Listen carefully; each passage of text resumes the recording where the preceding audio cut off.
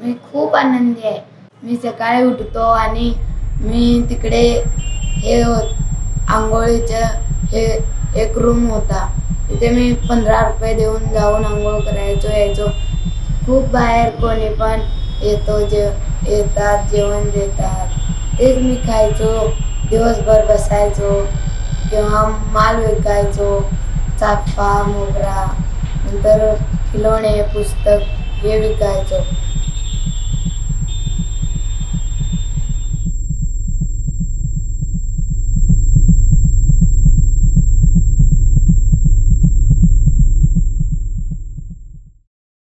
Mumbai, a city that gives you thousands of ways to earn a living, but each one is jam packed with traffic.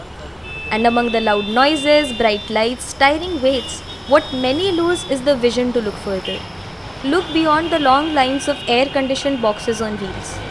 Once in a while you're sitting inside your vehicle stuck in traffic, wondering why does this happen to you all the time, you see small footsteps approaching you, each one of them holding something to you, a commodity, or even their bare palms for you to put something in it. But are those hands supposed to do that? Children under the age of 18 constitute most of the population in India.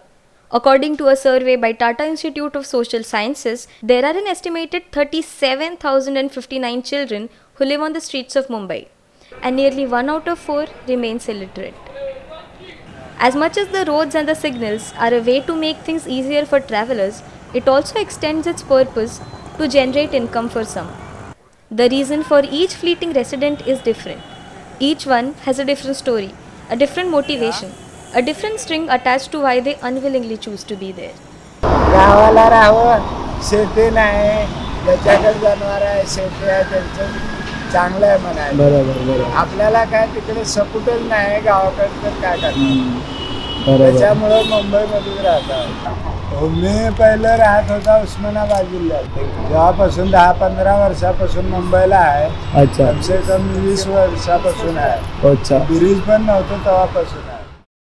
The major reason for this remains the migration of their parents. But who is responsible for them, for their future? आता 3 हात नाक्याच्या सिग्नलवरती ठाण्यातच एका पुलाखाली 14 कुटुंब आणि या 14 कुटुंबांची 50 मुलं या पुलाखाली राहत होती. आता ही मुलं, त्यांना मराठी भाषा येत नाही, हिंदी येत नाही, गुजराती येत नाही, कुठलीच भाषा येत नाही. आता अशा परिस्थितीमध्ये तुमच्या मुख्यधाऱ्यातल्या मराठी, इंग्रजी, हिंदी, गुजराती तत्सम शाळांमध्ये ही मुलं शिकूच शकत नाही.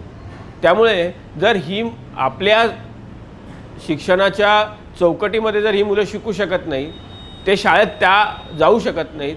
त्यामुळे त्यांच्यासाठी एक अशी शाळा आवश्यक होती की जी त्यांना समजून घेईल.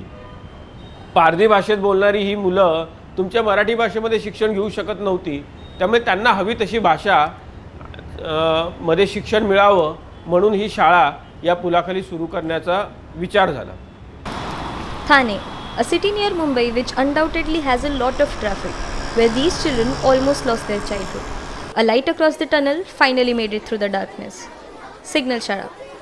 Founded by Samarth Bharat Vyaspeeth and Thane Mahanagar Palika in 2016, Signal Shala made an attempt to provide education to homeless children, develop them into liberal civilians, and to change the social perception about them.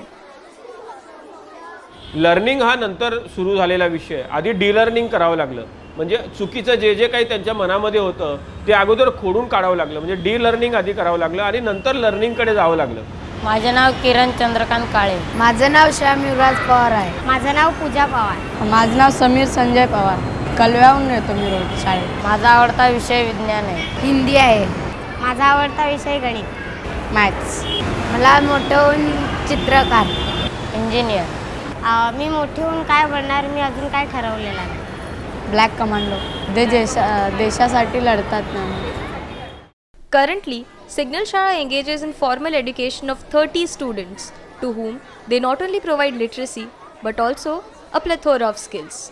An effort is made not only to teach them about the right alphabets and numbers but also the rational and irrational. कारण जर लहान मुलं असेल, आपल्याला माहिती आहे की ascending descending त्याला मराठीमध्ये उतरता आणि चढता क्रम म्हणतात.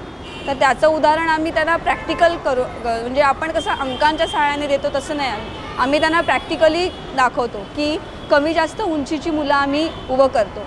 आणि मग चढता क्रम कसा, तर लहानापासून मोठ्यापर्यंत, आणि उतरता क्रम कसा, तोच मोठ्या मुलाला आधी उभं करायचं, नंतर त्याची उंची कमी कमी करत अशी 2-3 मुलं उभी करतो. म्हणजे अशी काही उदाहरणं आहेत की त्यांच्या अभ्यासक्रम जर समजले नाही तर पूर्ण करून घेतो. In the timing of 11 a.m. to 7 p.m., the school arranges a lot of activity for children's physical, emotional, cognitive, and social development. With the integrated approach of SBV staff, well-qualified teachers, and supportive parents, Signal Shala is helping children in their holistic development.